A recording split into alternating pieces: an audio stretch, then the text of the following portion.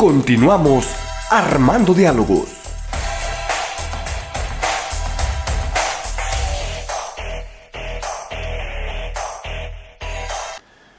Tocayo, quise hacer la pausa ya venía porque el tiempo inexorablemente avanza.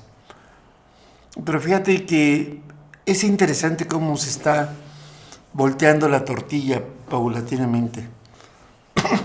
Toda la agresividad de Trump no deja de serla, pero cada vez está siendo más contenida, más criticada, digamos. Usa un término muy, muy interesante. El presidente de España, ¿cómo se llama? Pedro Sánchez. Cuando habla con Pin, el presidente de China, sin referirse, dice, hay una barbarie, ¿no?, en este mundo que se quiere imponer.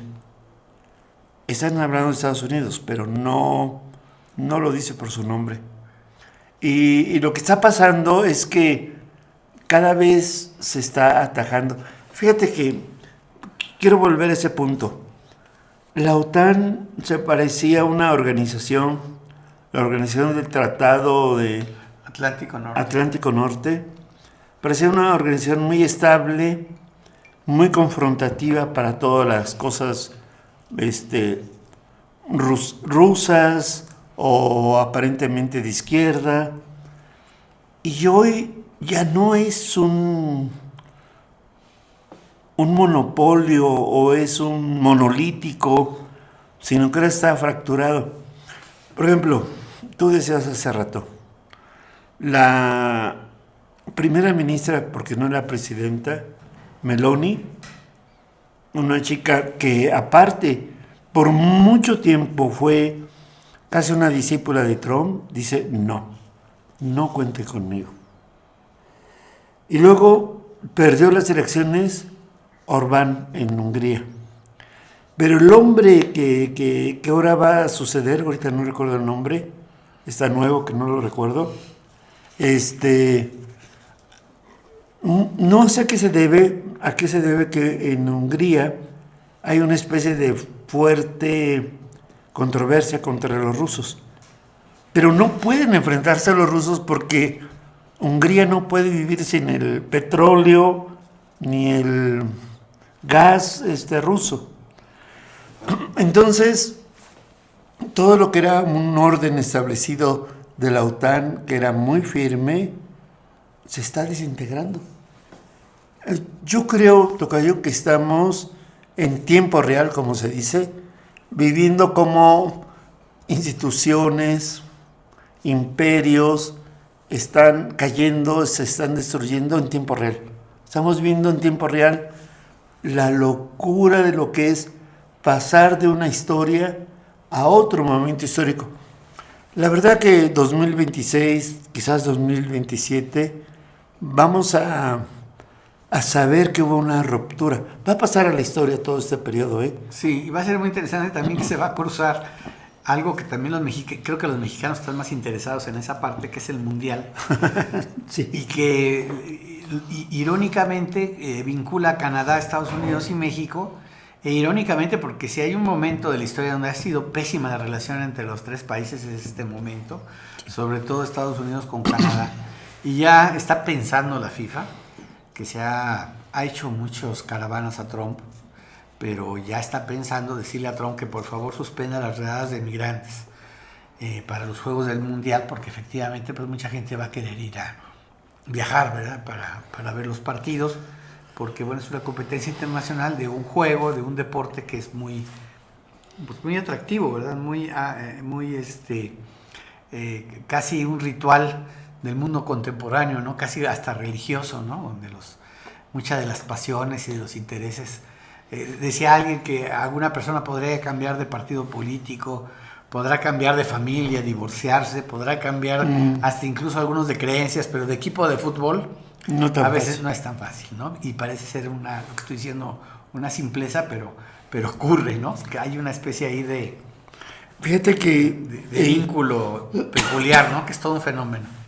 digamos que a 60 días de que aparezca el Mundial, más o menos estamos a 60 días, hay dudas. Al mismo tiempo que hay mucho entusiasmo, hay dudas de que en Estados Unidos se lleve a cabo el Mundial. Y de hecho hay gente que dice, no hay plan B. No sé si has visto ese tipo de comentarios. ¿Qué quiere decir un plan B? Por ejemplo, voy a poner esta situación. Irán, que está precisamente en guerra por motivos de que Estados Unidos lo agredió, lo incitó a la guerra. Irán estaba como sede, está en Estados Unidos. Fíjate. Pero ahora no puede entrar el equipo porque es capaz que Pasa algo. pasa algo. Entonces, no se habla ahorita todavía mucho porque como que no se quiere tener un tema alarmista. Pero el Mundial de Fútbol está en crisis también, tocayo en este momento. Y podría no ocurrir. Y José Ramón Fernández acaba de decir también algo bien interesante. ¿Qué dice? Que es otro tema. Yo creo que vamos a tener que abordar el tema del fútbol. Dice que los costos de los boletos se han disparado. Dice, es que sabemos que es un negocio, sabemos que las nóminas de los jugadores se tienen que pagar y que son jugadores de élite, que muchas veces, y los directores técnicos también ganan mucho dinero. Estamos hablando de mucho dinero, pero dicen, los estadios son muy grandes y lo que nutre al fútbol pues es la afición. Claro. Y la afición promedio pues no puede a veces con ese nivel de pagar. De gastos, ¿verdad? O sea, son para que alguna familia se quede endeudada, pida préstamos y demás. Sí. Obviamente las élites pues fácilmente tal vez puedan pagar el lujo, pero ya por ejemplo ya sucedió en un análisis que se hizo cuando en estos días que se ha usado ya lo que era el Estadio Azteca, hoy Estadio Banorte. Las zonas más caras estaban semivacías en los partidos, porque realmente los costos son muy elevados son para la afición, ¿no?, de la Ciudad de México. Pero bueno, ese es un tema que yo creo que vamos a ir abordando y del que incluso muchos literatos importantes han escrito. Por ejemplo, Eduardo Galeano, que cumple en estos días que estamos grabando años de muerto, no recuerdo ahorita, creo que 11 años de muerto. Eduardo Galeano tiene un libro sobre la pasión del fútbol y él pues, era un intelectual muy serio, con muy buenos libros, muy interesantes, pero era una pasión. Y hay no solamente el caso de él, hay filósofos y escritores que han escrito cosas interesantes. A ver si podemos hacer una pequeña antología de ideas y de pensamientos y de cosas. Juan Villoro, por ejemplo. Juan Villoro ahorita está promoviendo un libro que ya había hecho, pero que parece que actualizó y que mejoró y que lo está promoviendo y que lo van a invitar hasta de comentarista, ¿verdad? Filosofía y fútbol, ¿verdad? Casi. Pero bueno, tocayo, hablando de esto de que coincide que Eduardo Galeano murió hace 11 años, también un ilustre duranguense cumplió 50 años de muerto, y siempre los 50 años, los 75, los 100 años. Son como etapas básicas, ¿verdad? Básicas. Entonces, hace 50 años, medio siglo, murió José Revueltas, un gran escritor, un intelectual de izquierda, un activista social, porque no solamente teorizaba sobre la revolución o los cambios sociales, sino que era un hombre que escribía novelas muy apasionadas, muy tristes, muy desgarradoras, y además activista. Hay unas fotos de él increíblemente, no solamente correccional, sino incluso en las Islas Marías, que se debía estar prohibido a los menores de edad, y ahí aparece ya detenido porque era un peligro para el régimen, porque andaba ayudando a huelgas de obreras o a demandas campesinas. Entonces era muy inquieto y de hecho sus libros, cuando menos 2 libros, tienen referencias muy directas a los muros de agua, ¿no? Entre ellos los muros de agua, que por eso ya las Islas Marías tienen ese nombre y se ha convertido en un museo. Las Islas Gamesa. Y las Islas Marías, las Islas Gamesa. Hicimos aquí comercial. Y entonces, pero de los muros del agua, que es una metáfora bonita. Sí. O sea, estás preso y los muros no son de concreto, ni de acero, ni de metal, son el agua misma, son tus muros. Es una metáfora muy Entonces él tenía eso y fue asesor, gente muy cercana al movimiento del 68, se fue a vivir a la ciudad universitaria junto con los estudiantes. Y con su experiencia, pues ahí trataba de dar orientación hizo reflexiones sobre ese movimiento. Y bueno, pues acabó siendo preso político del 68. Y por ahí, nada más para cerrar, siempre José Revueltas siempre llevaba una especie como de diario, y dice que escribió ahí unos papeles el 4 de octubre. Uh-huh. Él no estuvo el 2 de octubre, porque ya lo estaban persiguiendo, estaba escondido. Entonces él dice que estaba escondido y lo cambiaban de casa y lo protegían los estudiantes. Y el 4 de octubre se enteró de lo que pasó el 2 de octubre, de toda la hazaña, los muertos y demás, todo lo que hizo el gobierno. Y entonces él dice que en su situación escribió estas líneas que les comparto a ustedes un poquito de José Revueltas, que nació, su familia viene de Santiago Papasquiaro. Sí. Se dice que él nació aquí en la ciudad de Durango, de hecho.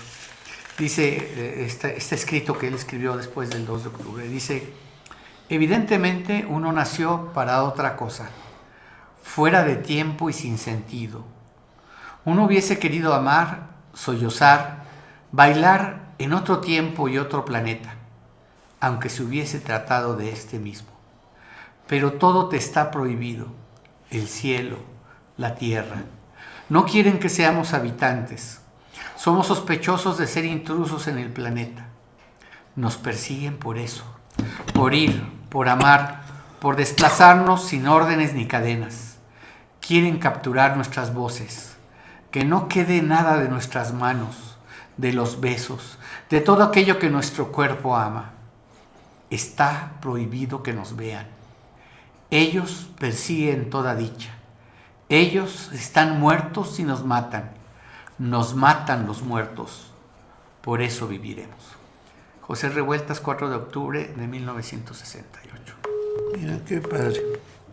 Qué interesante, qué trascendentes palabras.